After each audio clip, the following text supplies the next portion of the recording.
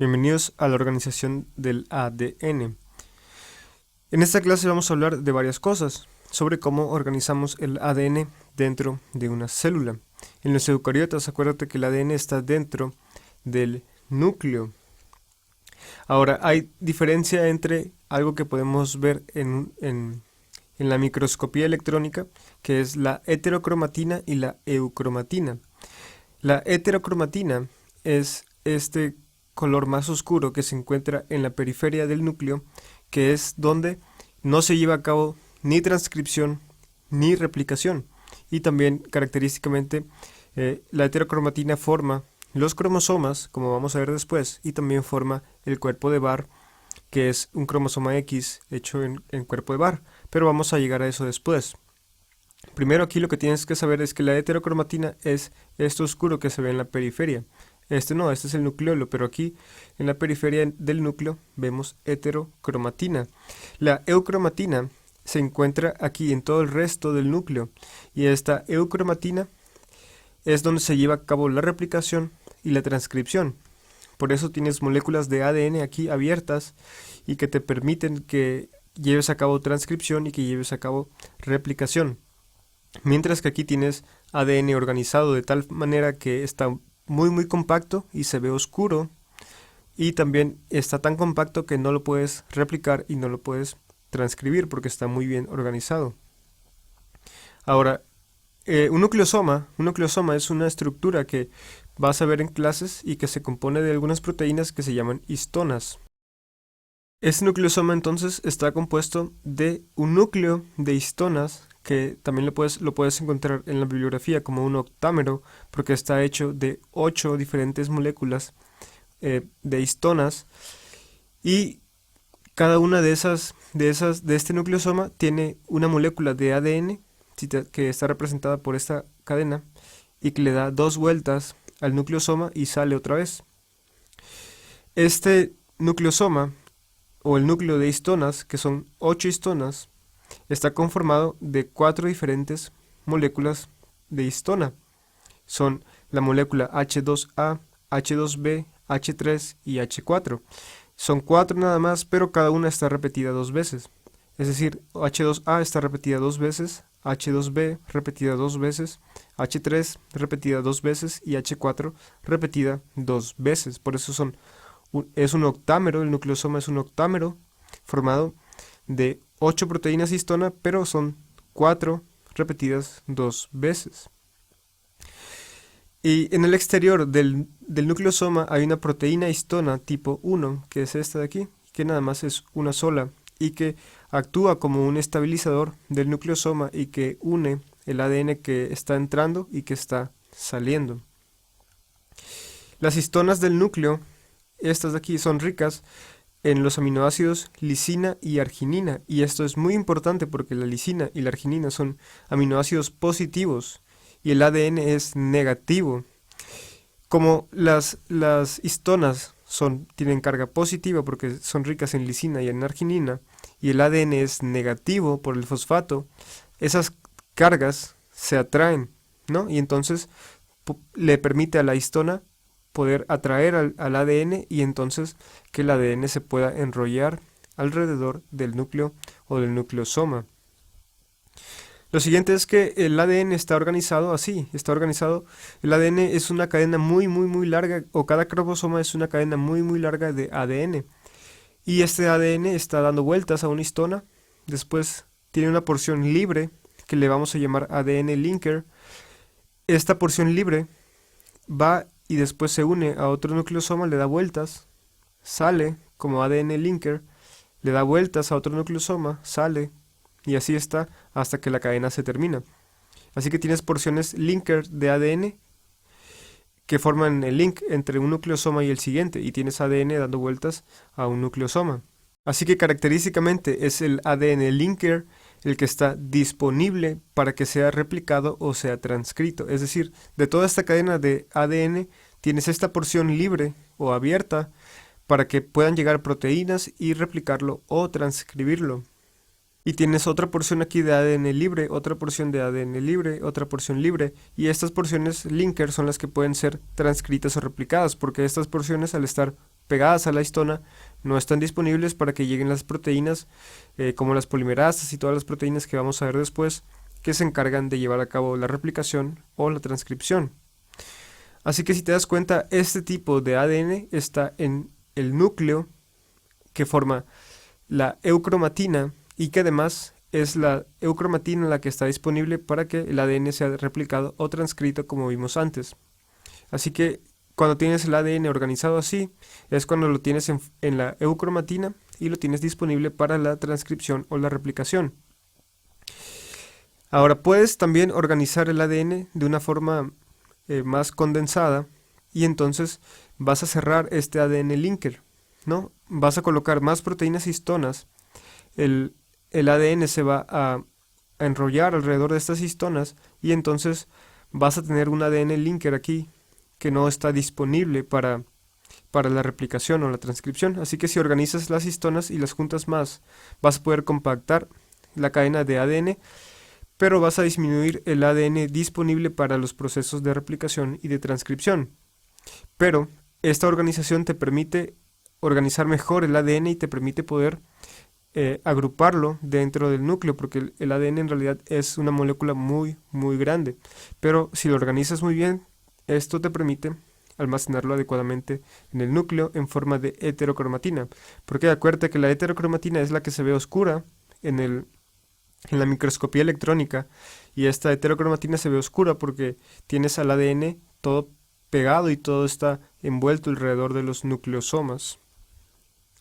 Lo siguiente es que los cromosomas, como este que estamos viendo aquí, los cromosomas están compuestos de ADN y sabemos que es una sola cadena de ADN toda enrollada y toda organizada en forma de heterocromatina, lo que significa que todo está enrollado alrededor de nucleosomas. Así que los cromosomas que se ven en el momento en el cual el ADN está compactado en su mayor orden, que es cuando la célula se va a dividir, y por lo tanto no puedes acceder a los genes mientras el ADN está organizado en un cromosoma. Es decir, si tú tienes una célula donde los cromosomas están visibles, porque normalmente no lo están, si tú tienes una célula con los cromosomas visibles, significa que la célula tiene el ADN bien organizado y bien compactado, en forma de heterocromatina. Así que los cromosomas son heterocromatina, donde el ADN está bien compactado alrededor de los nucleosomas, que es una organización de mayor orden, como vamos a ver después. Pero este cromosoma todo compactado significa que el ADN aquí no lo podemos transcribir ni replicar porque lo tenemos todo compactado. Por lo tanto, cuando los cromosomas están visibles, antes de que la célula se divida, no lo podemos replicar ni lo podemos transcribir. Ahora, la organización del ADN la puedes encontrar en la bibliografía y la vas a ver así. La organización de menor orden es el ADN de doble cadena o double-stranded DNA, que es un ADN en la doble cadena, ¿no? Lo puedes organizar más alrededor de los nucleosomas y cada nucleosoma es una estructura de 10 nanómetros. Los nucleosomas los puedes organizar todavía más y formar estructuras de 30 nanómetros.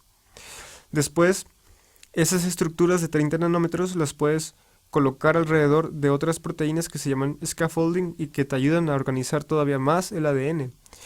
Y finalmente lo puedes organizar en una organización de mayor orden, o de orden mayor, que te permite formar la heterocromatina, te permite formar cromosomas y también te permite formar el cuerpo de Barr. Lo importante aquí es que te des cuenta que conforme te acercas a un mayor orden, quiere decir que el ADN está menos disponible para la replicación o la transcripción. Mientras que si tú te acercas hacia este lado, quiere decir que el ADN cada vez está más disponible para la replicación, para la transcripción y para la expresión génica. Por lo tanto, si la organización es de mayor orden, si tú ves un cromosoma, hay menos ADN accesible para transcripción y replicación, pero si hay que transcribir un gen o si hay que replicar el ADN, es conveniente que estés con el ADN así y no lo tengas envuelto alrededor de histonas. Ahora, hay algunos procesos que siempre preguntan en los exámenes y que hay que entender. Son esos procesos que regulan la disponibilidad del ADN y por lo tanto nos ayudan a regular la expresión génica. Son dos los principales que vamos a ver aquí. Hay otros reguladores de la expresión génica, aquí vamos a ver estos dos. La metilación del ADN. La metilación del ADN inactiva al ADN, hace que no puedas replicarlo. La acetilación de histonas a través de la enzima HAD hace que pierdas cargas positivas. Es decir, tú tienes a tus histonas que son positivas y que se están uniendo al ADN negativo. Si tú le quitas cargas positivas a las histonas, el ADN no se une y entonces el ADN se empieza a disociar de las histonas y haces que el ADN sea más accesible. Entonces, la metilación del ADN inactiva el ADN, mientras que la acetilación de histonas básicamente hace que el ADN sea más accesible para la replicación. Así que, si te das cuenta, de la acetilación de histonas, lo contrario hace la deacetilación a través de la enzima DHAC y organizas el ADN en mayor orden. Si hay que transcribir un gen o si hay que replicar el ADN, es conveniente separar las histonas para tener el ADN accesible, ¿no es así? Otra vez, si tú tienes el ADN todo envuelto alrededor de los nucleosomas, no tienes el ADN disponible. Si tú lo quieres replicar o si quieres transcribir un gen, lo tienes que tener accesible y lo tienes que, si está metilado, lo tienes que desmetilar para que sea activo. O si está deacetilado, lo tienes que acetilar para que esté accesible, para que pueda ser replicado o transcrito. Y la metilación del ADN es de suma importancia en inactivación del cromosoma X y en el imprinting, como vamos a ver después, o en la impronta genómica. Si te sirve, esta es una mnemotecnia muy útil para entender o para recordar bien la relación entre la metilación y el ADN, y la acetilación y el ADN. Methylation makes DNA mute, es decir, que la metilación hace que el ADN esté silenciado, ¿no? Y acetylation makes DNA active, que significa que la acetilación hace al ADN activo. Así que esta es una mnemotecnia fácil que puedes usar en un examen si te van a preguntar esto. Metilación hace mute y acetilación hace active. Es decir, la acetilación activa al ADN y la metilación silencia al ADN. Lo siguiente es que tenemos que hablar de la proteína H1, de la histona H1. Esta histona va a unir el ADN linker que viene desde otro nucleosoma, lo va a unir al nucleosoma, ¿no? Y le otorga estabilidad a este conjunto.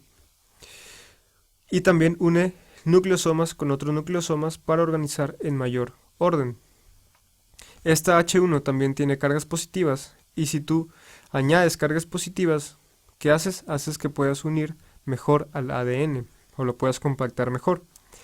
Esta histona H1 la puedes fosforilar para formar heterocromatina durante la fase G2. ¿Por qué? Tú la puedes fosforilar para que H1 sea más positiva y agregue más cargas positivas y entonces se organice en un mayor orden todo el ADN. Ahora hay que hablar un poquito de la topografía de la doble hélice. Este es un tema bastante complejo, pero hay que hablar algún par de puntos importantes. El primero es que el ADN al estar en su doble cadena tiene una hendidura mayor y tiene una hendidura menor. Estas hendiduras son importantes para entender algunos temas como la quimioterapia, por ejemplo. El ADN de los eucariotas es lineal, acuérdate de eso, mientras que el ADN de los procariotas es circular y mucho más pequeño que el eucariota. Ahora, el ADN, que es una cadena, como esta que estamos viendo aquí, y como cualquier cadena puede girar sobre sí mismo formando superespirales. ¿Por qué? Esta doble cadena de ADN forma una espiral, ¿no? Forma espiral. Esta está dando vueltas así y esta está dando vueltas así. Y en realidad está torcida dando vueltas y le llamamos una espiral. Sin embargo, esta cadena de ADN, acuérdate que está en 3 dimensiones en el núcleo y se puede enrollar sobre sí misma, puede venir y enrollarse otra vez sobre sí misma y formando superespirales.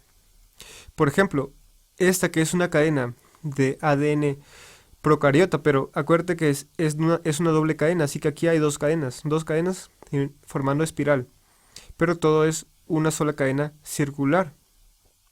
Esta cadena circular, como si fuera un lazo formado de 2 hilos, en realidad, todavía lo puedes torcer sobre sí mismo y enrollarlo sobre sí mismo, dándole vueltas, formando superespirales. ¿Por qué? Aquí está el ADN enrollado, formando una espiral completa, pero aquí está formando superespirales, porque estás enrollando la doble cadena que está por aquí, la estás enrollando todavía más sobre sí misma. Y esto es un tema bastante importante cuando veamos la replicación y cuando veamos la farmacología y algunos antineoplásicos. Lo siguiente es que la cromatina tiene una relevancia importante y que es un tema de examen. ¿Por qué? Porque tú tienes que darte cuenta que cada tejido tiene funciones distintas. Por ejemplo, tú tienes el tejido neuronal o tienes el tejido del páncreas que vamos a utilizar en un ejemplo. El tejido del páncreas tiene alguna función, mientras que el cerebro tiene funciones diferentes. Es lógico. Pero todas las células tienen el mismo código genético. Todas las células tienen la misma cadena de ADN, tienen los mismos cromosomas y tienen el mismo código genético. Pero algunas células van a tener ciertos genes inaccesibles y otros genes accesibles de acuerdo a qué es lo que quieres expresar. ¿No? ¿Suena lógico? Es obvio porque si tú tienes células que están formando, por ejemplo, en las neuronas, si quieres formar ciertos neurotransmisores, necesitas expresar esos genes. Si en el páncreas tú quieres expresar insulina, tú quieres expresar esos genes. Y no quieres expresar los genes de los neurotransmisores, por ejemplo. Así que eso nos lleva a algunas preguntas para entender bien qué es lo que está pasando con la cromatina, con la heterocromatina y con la eucromatina. Son conceptos claves, son conceptos básicos, pero al preguntarnos estos conceptos vamos a poder entender bien qué es lo que está pasando. Primero, la primera pregunta es, ¿será que las neuronas tienen dentro de su código genético el gen de la insulina? La respuesta es sí. ¿Por qué? Porque el código genético está en todas las células.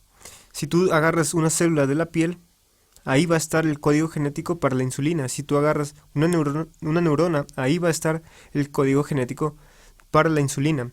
¿Por qué? Todas las células tienen todo el código genético.